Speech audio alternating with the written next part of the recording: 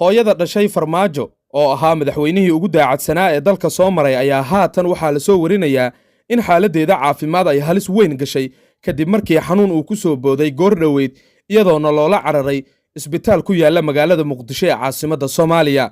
Tani waa mid ka murugaynsiin doonto dhammaan jamaahiirta tirada badan ee sida weyn u taageera Maxamed Cabdullaahi Farmaajo, madaxweynihii ugu daacadsanaa ee Soomaaliya soo maray burburkii dowladdii dhexe ee Soomaaliya kadib. Madaxweyne Maxamed Cabdullaahi Farmaajo hooyadiis ayaa haatan isbitaal loola cararay, xaalad halis ah ayayna gashay, waxaana ku kacay dhiigkar ay hooyada dhashay madaxweyne Farmaajo ay horay u qabtay. Sidoo kalena dhaqaatiirtu waxa ay baaritaanno hordhac ah ku sheegeen in hooyadan uu haayo sidoo kale xanuunka macaanka loo yaqaano ama sonkorta. Waxaan halkan kugula wadaagi doonaa muuqaallo la yaab leh oo laga soo duubay isbitaalka haatan xaaladeeda caafimaad lagu baxnaaninayo hooyada dhashay Maxamed Cabdullaahi Farmaajo, xabiibul malaayiinkii ay Soomaalidu jeclayd, quluubta Soomaaliyeedna si weyn ilaa iyo haatan ugu dhex nool. Balse marka hore waxaan kaa codsanayaa daawade in qaybta hoose ee kommentiga aaway dadkii jeclaa xabiibul malaayiin, madaxweynihii aad adduunka u jeclayd hooyadii dhashay oo ifka keentay ayaa haatan kooma ku jirto. hal mar qaybta hoose ee kommentiga aynu si qalbiya oo niyada aynu ugu ducayno inuu Ilaahay caafimaad degdeg ah siiyo hooyada dhashay madaxweyne Maxamed Cabdullaahi Farmaajo oo hadda wararku aynu helayno ay sheegayaan in isbitaal loola cararay xaaladeeda caafimaadna ay halis ku jirto, iyadoona qolka emergency-ga ama gargaarka degdega ah hooyadan lagu xareeyay maadaama ay kooma ku jirto. Ilaahay ha caafiyo, waa hooyo qalbi furan, waa hooyo naxariis badan, waana hooyo ifka keentay shakhsiga siyaasadda maanta loogu jecel yahay xabiibul malaayiin Maxamed Cabdullaahi Farmaajo. hal mar aynu si niyada ugu ducayno inuu Ilaahay caafimaad siiyo hooyada dhashay Farmaajo. muuqaaladeeda qaybta dambe ayaan kugula wadaagi doonaa iyo iyada oo isbitaalka lagu sii xareynayo, waxaana laga sheegay sonkor iyo markaasi dhiigkar in ay horay u qabtay isla markaana ay ku kaceen. haddaba maxaa waaye hadalkii la yaabka lahaa ee uu yiri wiil ka mid ah wiilasha ay dhashay hooyadan Farmaajo dhashay oo uu markaasi dhiigkarka ku kacshay? muuqaalkan ayaan kugula wadaagi doonaa YouTube-kan Xaqiiq TV.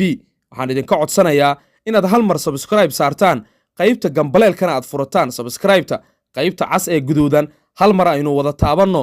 adiga oo gurigaada joogo ayaan warbixinada qolkaaga kuugu keenaynaa, adiga oo jiifo, suuli ku jiro ama cuntaynaya ayaad warbixintanada la soconaysaa.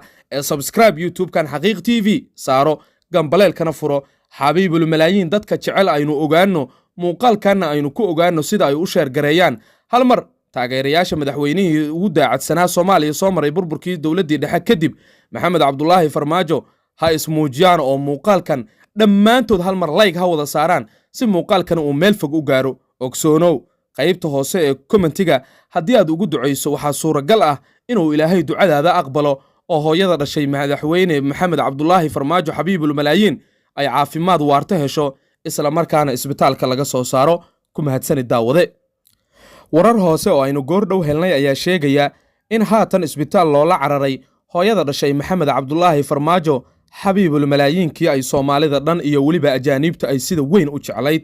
madaxweyne Maxamed Cabdullaahi Farmaajo ayaa la sheegay in hoyga uu ka degan yahay magaalada Muqdisho oo ay kula nooleed hooyada isagu dhashay 9 bilood caloosha ku soo qaaday, isla markaana uu adduunka ugu jecel yahay in xaaladeeda caafimaad markaasi ay halis gashay kadib markii la sheegay in xanuunka macaanka iyo weliba xanuunka dhiigkarka oo ay horay u qabtay in hooyadan ay ku kacday, taasina ay sababtay in xaaladeeda caafimaad lagu baxnaansho isbitaalka Digfeer oo goor dhoweyd la geeyey. warar hoose oo aynu helnay ayaa sidoo kale sheegaya in xaaladan caafimaad ee hooyada dhashay Maxamed Cabdullaahi Farmaajo xabiibul malaayiin ay markaasi halis weyn ku jirto, isla markaana xanuunkan sonkorta uu ku kacay.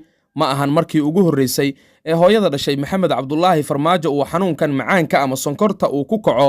waxaa la xasuustaa 2018 xilli isbitaal Martiini si weyn loo dhigay hooyadan, xilligaas oo uu madaxweyne Farmaajo waddanka hogaaminayay. waxaana la sheegay in iyada oo loo qaadi rabo waa 2018kii waddanka Turkiga ay xaaladeeda caafimaad si weyn u soo hagaagtay, taasina ay ku qasbanaatay inay dalka joogto. hooyada dhashay Farmaajo oo aan jeclayn qurbaha in ay tagto, isla markaana wadaniyada wiilkeeda ay ku soo barbaarisay ay ku jirto, jecelna in waddankeeda iyo dadkeeda ay u adeegto, ayaa haatan xaaladeeda caafimaad laga soo dayrinaya. waxaa la sheegay in salaadii duhur kadib xilliga Muqdisho hooyadan laga qabtay dhanka wadnaha iyada oo markaasi islahayd wadna xanuun oo kaliya ayaad qabtaa ayay hal mar kooma gashay. Dhaqaatiirta caafimaad ee sida gaarka ah xaaladda caafimaad ee qoyska Farmaajo uga warqabo oo hoyga uu ku degan yahay Farmaajo Muqdisho yimid ayaa waxa ay sheegeen in hooyadan ay u baahan tahay in isbitaal la geeyo maadaama xaaladdeedu caafimaad ay halis ku jirto. Dhaqaatiirtu warqado hordhac ah oo ay sheegeen ayay ku daabaceen in hooyadan uu ku kacay dhiigkar oo ay markaasi horay u qabtay isla markaana Farmaajo uu ku ogaa. Xaaladda hooyada dhashay Farmaajo ayaa haatan halis ah, waxaana Ilaahay uga baryeennaa haddii aynu nahnay howlwadeennada Xaqiiq TV inuu Ilaahay caafimaad siiyo maadaama xaaladdeeda si weyn looga dayrinayo hooyada dhashay madaxweyne Maxamed Cabdullaahi Farmaajo xabiibul malaayiinkii ay ummaddu jeclayd. Xog aynu ka helnay hoyga uu Muqdisho ka degan yahay Farmaajo ayaa sheegaya in madaxweynuhu uusan weli raacin hooyadiis, waxaana waday wiil ay ilma adeer ahaayeen iyo ciidamo ilaalo gaar ah oo si weyn amniga hooyadan u sugaya maadaama ay dhashay shakhsiga ugu daacadsanaa ee Soomaaliya soo mara burburkii dowladdii dhexe ee Soomaaliya kadib waa xabiibul malaayiin Maxamed Cabdullaahi Farmaajo. Farmaajo ayaa la qorsheynayaa in galabta uu isbitaalka ay taallo hooyadiis uu ku booqdo maadaama uu aad u jecel yahay isla markaana dhankeeda aan laga marin. Ilaahay waxaan uga baryeennaa in maamada dhashay madaxweyne Farmaajo inuu Ilaahay caafimaad degdeg ah uu siiyo.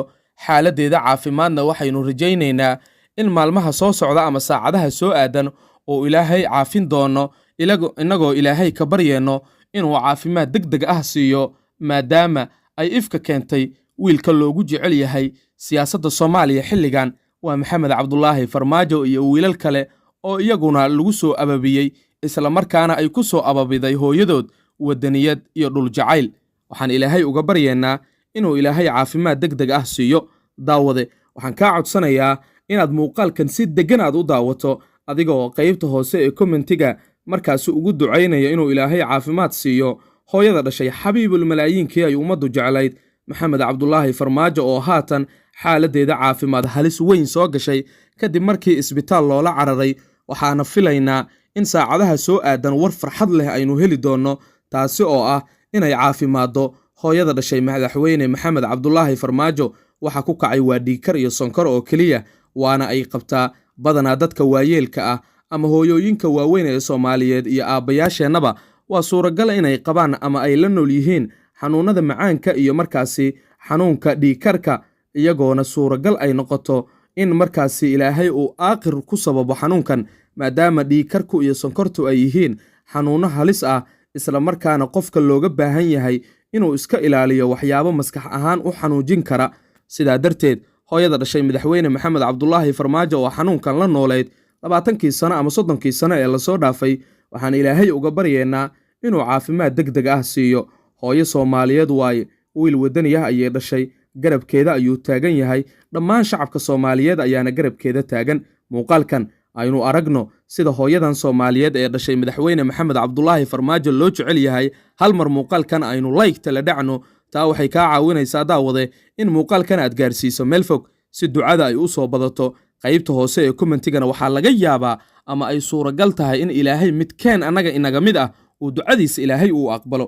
marka qaybta hoose ee commentiga tag, Ilaahay ha caafiyo soo qor hooyada dhashay madaxweyne Maxamed Cabdullaahi Farmaajo. YouTube-kan Xaqiiq TV waxaad ka helaysaa mar walba wararkii iyo warbixinadii ugu dambeeyey, inagoo weliba si weyn halkan uga hadli doono warar xiiso leh oo markaasi si weyn aynu u sugayno markaasi oo isla markaana aynu u faafreebeyno. sidaa darteed hal mar subscribe-ka inugu dhiirigeliya, hal mar qaybta subscribe-ka aynu taabanno. Ilaahay dembigeenna ha dhaafo iyo dembiga waalidiintiinba. gambaleelka furta, waxaad heli doontaan wararkii ugu dambeeyey aynu halkan ku soo baahino. haddii aad subscribe saarato gambaleelkan uusan kuu furnayn ma kuu soo dhici doonaan wararka aynu halkan ku baahino. fadlan subscribe saaro oo gambaleelka furo. qaybta hoose ee commentigana Ilaahay markaas uga bari inuu caafimaad degdeg ah siiyo hooyada dhashay madaxweyne Maxamed Cabdullaahi Farmaajo xabiib